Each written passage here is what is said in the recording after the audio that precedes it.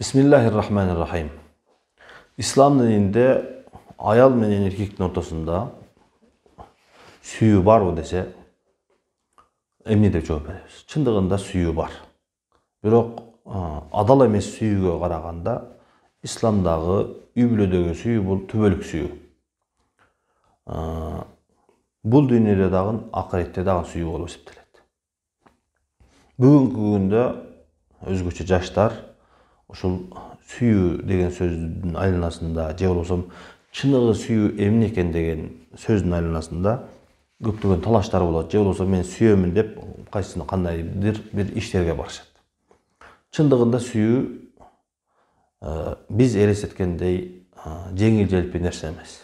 Сүйүүнүн аркасында кыла турган, аткара турган иштер бар. Сиздерге ушул окуяны айтып берейин. 17 жашка чыккан кыз жигит менен сүйлөшүп, жигити келип, шакегин салып, турмушка чыгууга экөө макулдашкандан кийин кандай бир окуя болуп, бала 16 жылга камалып кетиптир. Ушул 16 жылдын ичинде кыз сабыр кылып, ошол болочок күйөөсү, жолдошу камакта экенин, ошого карабастан иштеп, ошол жигит камактан чыкканга чейин, түрмөдөн чыкканга чейин иштеп, үй бүлөмө деген акчасын чогултуп, жер алып, үй салып коюптур.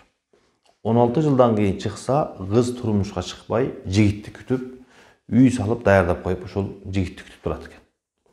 Мына ушуну чыныгы сүйүү десе болот. Эми ошол нерсени бүгүнкү күндө биздин өзүбүздүн жашообузда салыштырып, көз чаптырып көрөйлүк. Бүгүнкү күндө кандай болот эле? Бүгүнкү күндө биздин кыздарга ушул нерсени айткан болсо, же болбосо тедерисинче балага ушундай нерсени айткан болсо эмне дейт эле? Мага аны алып беришиң керек, буну алып беришиң керек, ата энеңди карабашың керек.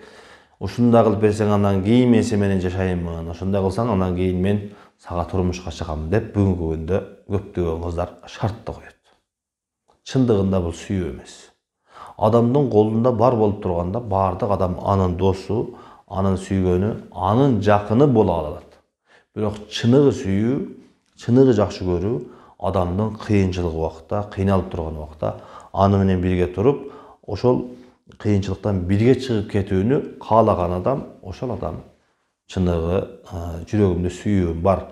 Чынында мен жүрөгүмдө бир ыхлас менен жакшы көргөн нерсем бар деп айтса болот. Ошон үчүн өзүбүздө дагы бүгүнкү жаштарды дагы ушул нерсеге чакырып кетет элек. Сүйүү деген сөздүн аркасында курук сөз эмес.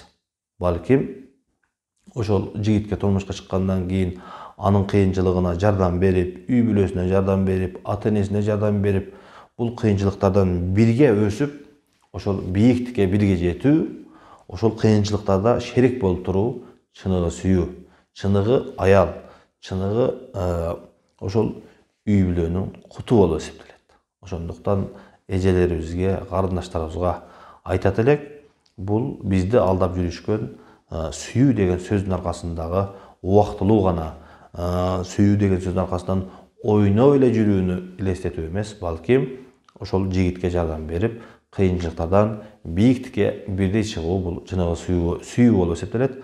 Алла таалам баарыбызды туура жолго баштасын. Кыздарыбызды, жигиттерибизди Алла таалам жамандыктан сактап, жаман сөздөн, жаман көздөн сактап, Алла таалам баарыбызды эки дүйнөдө бактылуу кылсын деп Алла тааладан сурайбыз. Ассаламу алейкум ва рахматуллахи ва баракатух.